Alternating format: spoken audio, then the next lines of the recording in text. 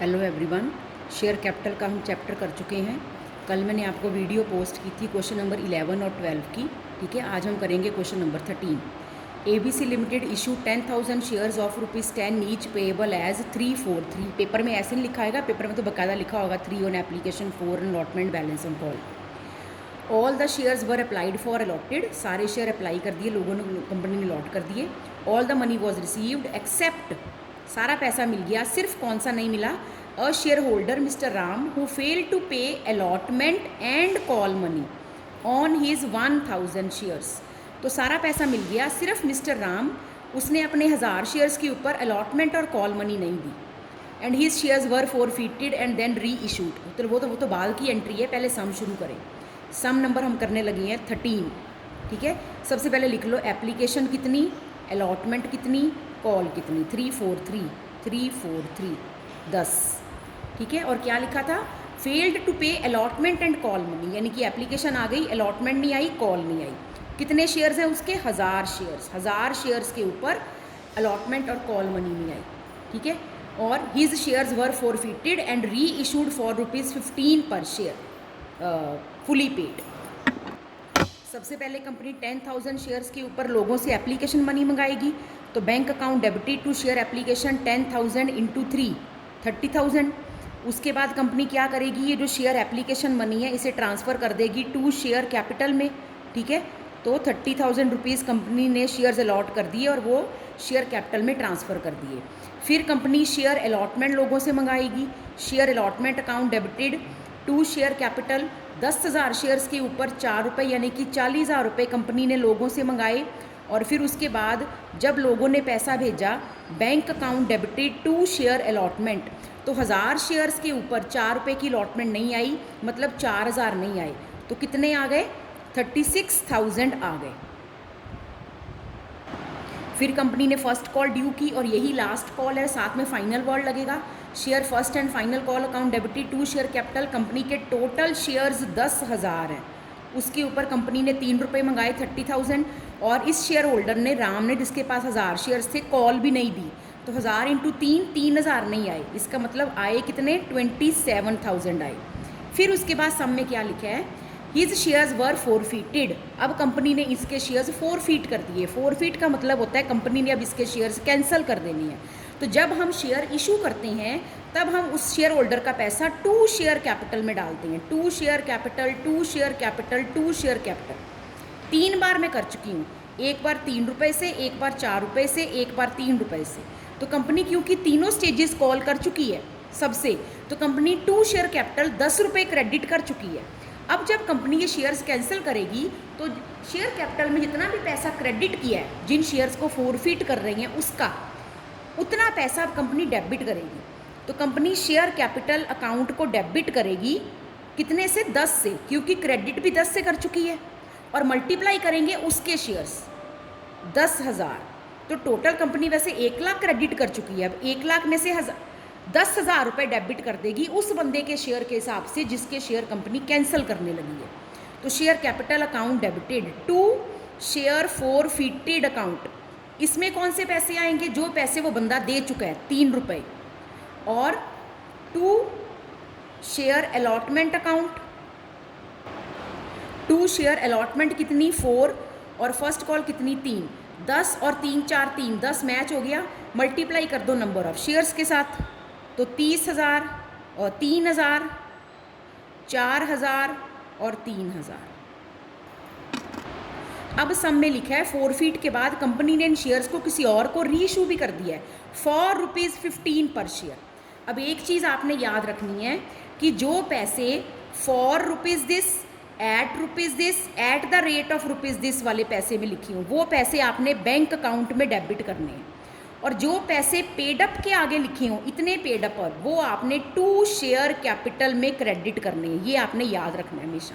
Okay, तो री issued for ₹15, तो ₹15 के इशू किए, तो कंपनी के बैंक खाते में कितने आए, ₹15 आए, तो कंपनी बैंक अकाउंट में कितना डेबिट करेगी, 15।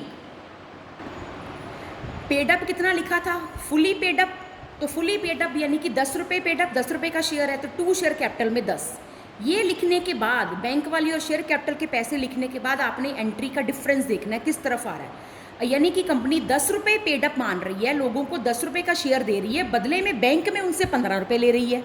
इसका मतलब कंपनी 10 का शेयर अगर 15 रुपये लेकर लोगों को इशू कर रही है, दैट मीन्स कंपनी 5 रुपये यानी कि प्रीमियम पर शेयर्स इशू कर रही है टू सिक्योरिटीज प्रीमियम रिजर्व। ठीक है, मल्टीप्लाई इसे नंबर ऑफ शेयर्स के साथ कर देंगे, मल्टीप्लाई कर दिया। अब क्या है, ये जो शेयर फॉरफिटेड में ये हमारे पास 3000 रुपये पड़े हैं ना, कंपनी ने उस बंदे के 3 रुपये जो वो दे चुका था वो कंपनी ने उसको वापस नहीं करने, ये 3000 भी कंपनी के पास पड़ा है। फिर कंपनी ने दोबारा किसी और नए बंदे को शेयर रीइशू कर दिए, वो 10 रुपये का शेयर इशू कर दिया, उससे भी कंपनी को 10 रुपये मिलने हैं, पर ये 3 वापस नहीं करने। तो ये तो कंपनी का प्रॉफिट हो गया ना, फिर तो ये कंपनी का कैपिटल प्रॉफिट हो गया। ये कैपिटल प्रॉफिट इन्हीं शेयर्स को जब कंपनी दोबारा रीइशू करेगी और बाय चांस अगर रीइशू करते वक्त कंपनी ने इनको डिस्काउंट पर रीइशू कर दिया तो वो कंपनी को लॉस होगा, वो कैपिटल लॉस इस कैपिटल प्रॉफिट में से पूरा होगा। तो जब तक शेयर री इशू नहीं हो जाते तब तक कंपनी ये 3000 रुपये इस अकाउंट में संभाल के रखेगी। जिस दिन शेयर सारे के सारे री इशू हो जाएंगे फिर कंपनी देखेगी, अगर तो लॉस हुआ तो इसमें से पूरा करेगी, अगर लॉस नहीं हुआ तो कंपनी इस प्रॉफिट को कैपिटल रिजर्व में ट्रांसफ़र कर देगी। जब तक प्रॉफिट इस अकाउंट में पड़ा है तब तक वो शेयर के री इशू के लॉस को ही कंपनसेट करने के काम आएगा, राइट ऑफ करने के। जब कंपनी शेयर्स री इशू कर देगी तब कंपनी इसको बाकी बचे पैसे को कैपिटल रिजर्व में डाल देगी कि अब वो किसी भी तरह के कैपिटल लॉस को राइट ऑफ करने के काम आ सकता है। अब बाय चांस भगवान की दया रही, जब कंपनी ने इनको री इशू किया तो लॉस हुआ ही नहीं बल्कि प्रॉफिट हुआ। तो अगर लॉस ही नहीं हुआ तो ये 3000 रुपया तो हमने री इशू के वक्त के लॉस को ही राइट ऑफ करने के लिए रखा था, तो भगवान की दया से लॉस तो हुआ नहीं।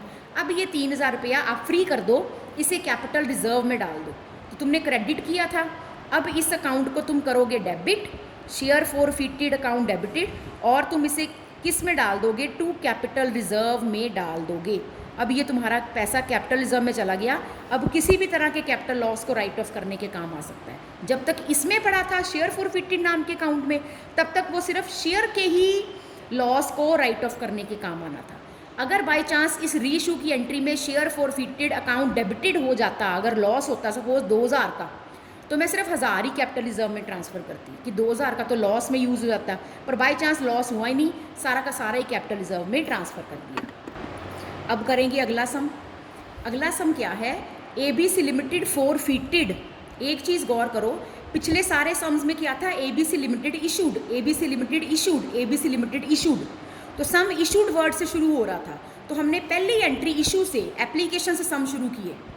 अब ये सम शुरू हो रहा है ABC लिमिटेड फॉरफिटेड से, तो इसका मतलब जो शुरुआत वाली सारी एंट्रीज होती है ना, 2 एप्लीकेशन की, 2 अलॉटमेंट की, 2 कॉल की, वो एग्जामिनर ने आपसे पेपर में नहीं पूछी। एग्जामिनर सीधा ही आपसे फॉरफीचर से ही सम स्टार्ट कर रहा है, तो आपने भी आंसर जब शुरू करना है तो आपने एंट्रीज फॉरफीचर से ही करनी स्टार्ट करनी है। तो एप्लीकेशन अलॉटमेंट कॉल की एंट्रीज नहीं करनी, क्योंकि सम फॉरफिटेड वर्ड से शुरू हो रहा है, तो बस आप फॉरफीचर की एंट्री से ही सम शुरू करोगे। तो ABC limited forfeited 1000 shares of ₹10 each for non payment of allotment of ₹4 and final call of ₹3। एक आपको ये बताया है कि सम शेयर 10 रुपये का है, एक आपको ये बताया है नॉन पेमेंट 4 रुपये की अलॉटमेंट की है, और फाइनल कॉल 3 रुपये की नॉन पेमेंट है। एप्लीकेशन कितने की बताई नहीं, तो 10 रुपये का शेयर है, 4 3 7 रुपये यहाँ हो गए, तो नेचुरली 3 रुपये की एप्लीकेशन होगी, और नॉन पेमेंट इन दोनों की है, मतलब उसने एप्लीकेशन मनी दे दी होगी। ठीक है, और सम शुरू कहाँ से हो रहा है कि ABC लिमिटेड ने 1000 शेयर्स फॉरफिट कर दिए। ठीक है, तो पहले फॉरफीचर की एंट्री पास करेंगे।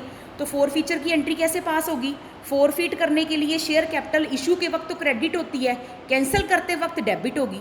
तो share capital account debited to share forfeited, to इसने क्या नहीं दिया, टू शेयर अलॉटमेंट, और इसने क्या नहीं दिया, to share first and final call, ये उसने नहीं दिया।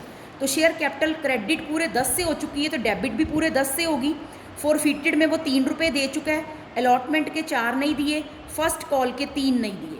इस सब को नंबर ऑफ शेयर्स कितने उस कंपनी ने फॉरफिट किए हैं, ABC लिमिटेड फॉरफिटेड 1000 शेयर्स। तो 1000 से इस सारे अमाउंट्स को मल्टीप्लाई कर देंगे। ठीक है, तो 10,000, 3,000, 4,000, 3,000। अब इसके बाद क्या लिखा है, A part, pass entries if these shares were reissued for ₹7।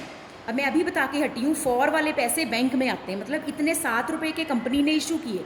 अच्छा, पेडअप नहीं बताया।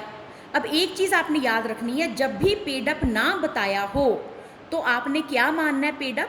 आपने वो पेडअप मानना है जितना आपने अभी फॉर फीचर की एंट्री में डेबिट किया ना, उतने से ही फिर रीइशू की एंट्री में शेयर कैपिटल क्रेडिट होगी, अगर पेडअप नहीं बताया तो। अगर पेडअप बताया है 7 पेडअप, 8 पेडअप, 9 पेडअप, फिर तो उतने से ही कैपिटल क्रेडिट होगी रीइशू की एंट्री में। अगर पेडअप नहीं बताया तो जितना फॉर फीचर की एंट्री में आपने शेयर कैपिटल को जितने से डेबिट किया है, रीइशू में उतने से ही क्रेडिट करोगे। अब ये री इशूड फॉर ₹7 है, बैंक में 7 आएंगे, पेडअप बताया नहीं तो फॉर फीचर में 10 से डेबिट था, 10 से ही क्रेडिट होगा। अब आपने डिफरेंस देखना है, डिफरेंस 3 रुपये यहाँ आ रहा है, इसका मतलब कंपनी के बैंक खाते में 7 रुपये आ रहे हैं। कंपनी 10 का शेयर लोगों को 7 रुपये पर इशू कर रही है, मतलब कंपनी डिस्काउंट पर इशू कर रही है। जो ये कंपनी को लॉस है तो इसके लिए discount on issue of share नहीं लिखना, ये री इशू हो रहा है, ओरिजिनल इशू नहीं है। तो ये री इशू वाला लॉस मैंने ये शेयर फॉरफिटेड अकाउंट इसीलिए तो खोला था, इस लॉस में से पूरा, इस प्रॉफिट में से पूरा करना है।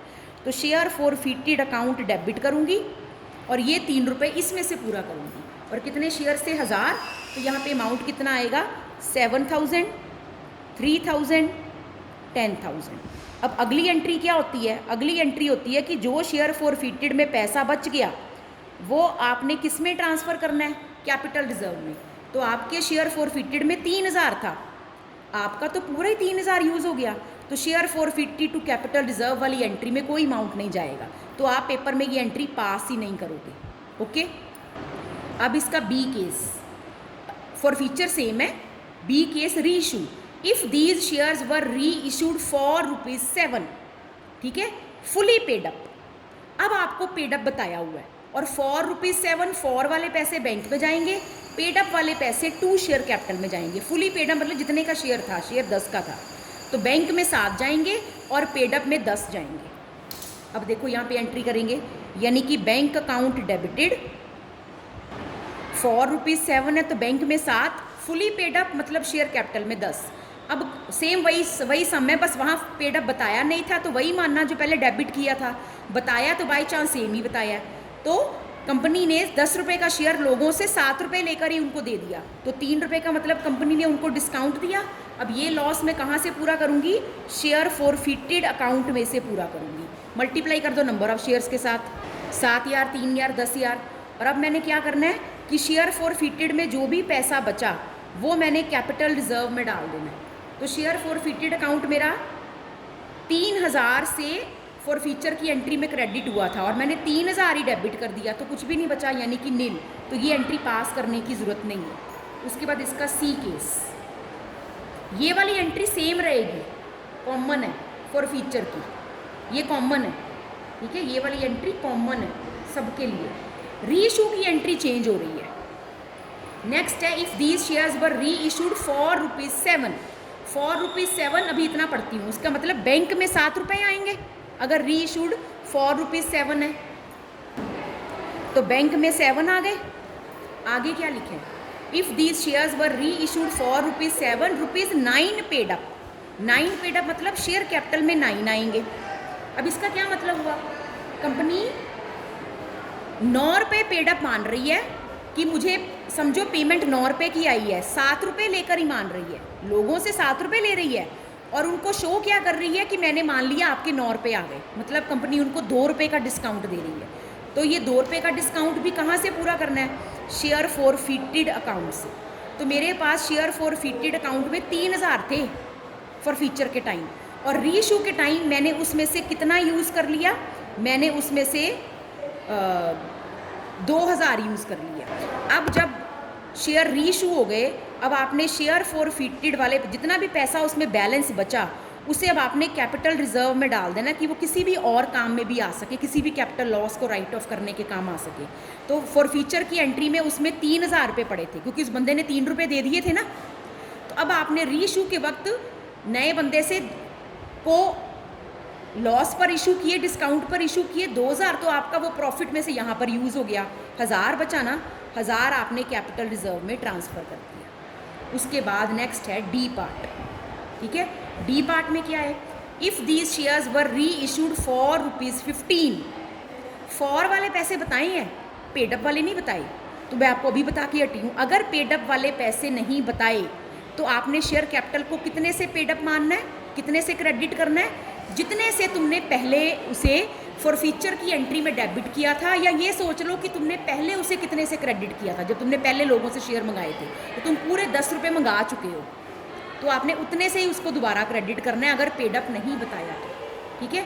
तो आपने अब क्या करना है, बैंक अकाउंट को कितने से डेबिट करना है, क्या लिखा है, री इशूड फॉर ₹15, तो बैंक में 15 गए, कैपिटल में 10 जाने हैं, तो ये बैलेंस फिगर इधर आ रही है 5 रुपये, यानी कि इसका मतलब कंपनी 10 रुपये पेडअप मान रही है लोगों से 15 रुपये अपने खाते में लेकर, बैंक में 15 आ रहे हैं, इसका मतलब कंपनी 10 की चीज़ 15 पर लोगों को दे रही है, तो ये सिक्योरिटीज़ प्रीमियम रिजर्व है, ठीक है। तो कंपनी को क्या हो रहा है, कंपनी को 5 रुपये का प्रॉफिट हो रहा है, मल्टीप्लाई कर दो नंबर ऑफ शेयर्स 1000 हैं उसके साथ, ठीक है, 15, 10 और 5।